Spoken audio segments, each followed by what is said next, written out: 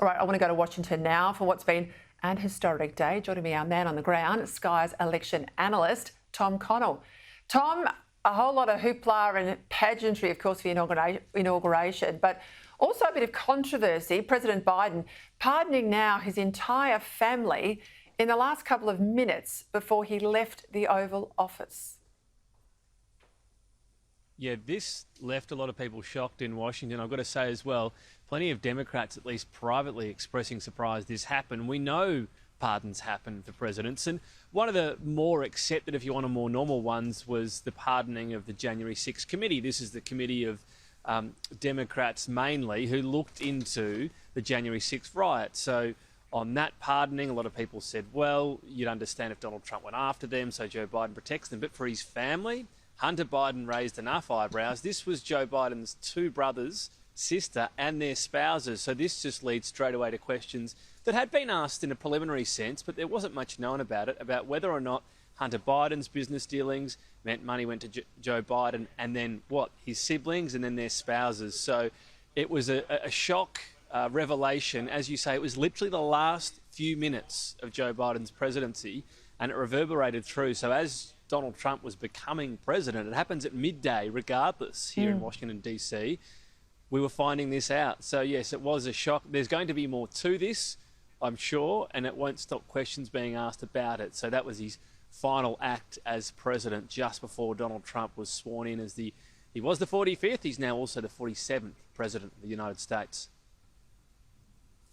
Yeah, look, Donald Trump had pardons too, but they were flagged absolutely for months that they would happen when he got there, should he win. They obviously happened during the day. I think more's going to come out over time about how the White House was actually run with a president there who was basically non-compos mentis. So who were pulling the strings, who were actually the presidents behind the scenes. I think we'll be shocked with revelations in time. Let's go to the speeches from President Trump. A pretty formal one, the official inauguration address, as you'd expect, but vintage Trump later on in the day at the supporters rally and in the three balls that he attended where he spoke directly to the crowd as well.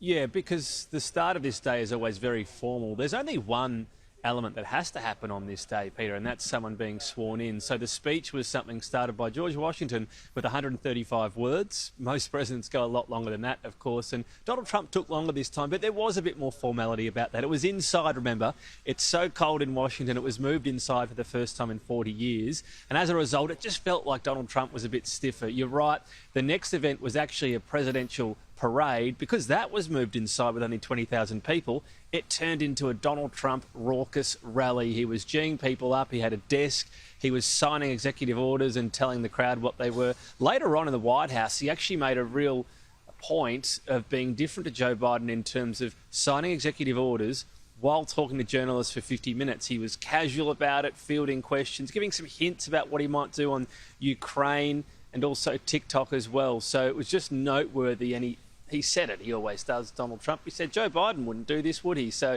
he was in his element. He was still going at around midnight. So there are three different balls he attended. A long day of celebration to him and his supporters.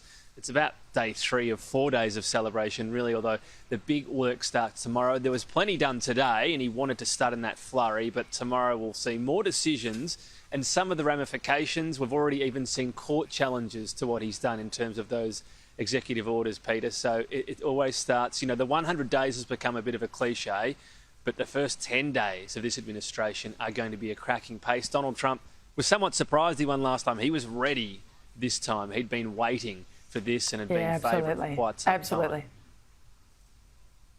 Thanks, Tom. My mate said it would be a shock and awe couple of days in the Trump administration. We'll see what happens tomorrow and the next day.